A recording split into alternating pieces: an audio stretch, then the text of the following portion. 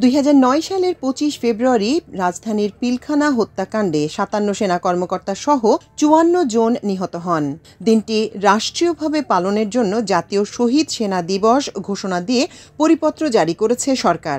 আজ রবিবার মন্ত্রিপরিষদ বিভাগের সাধারণ অধিশাখার উপসচিব তানিয়া আফরোজ স্বাক্ষরিত এক পরিপত্রে এ ঘোষণা দেয়া হয়। পরিপত্রে বলা হয়, সরকার প্রতি বছর ২৫ ফেব্রুয়ারি জাতীয় শহীদ সেনা দিবস হিসেবে ঘোষণা করেছে এবং এ তারিখকে জাতীয় শহীদ সেনা দিবস হিসেবে পালনের জন্য জাতীয় ও আন্তর্জাতিক দিবস পালন সংক্রান্ত মন্ত্রিপরিষদ বিভাগের ১১ অক্টোবর ২০২৪ তারিখের এক পরিপত্রে গ শ্রেণীভুক্ত দিবস হিসেবে অন্তর্ভুক্তকরণের সিদ্ধান্ত গ্রহণ করা হয়েছে।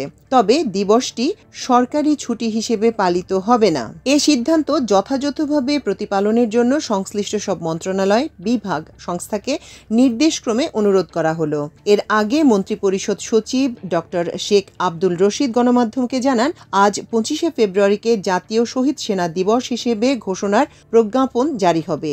এ বছর থেকে দিবসটি পালন করা হবে, তবে এ দিনে থাকবে না সরকারি ছুটি।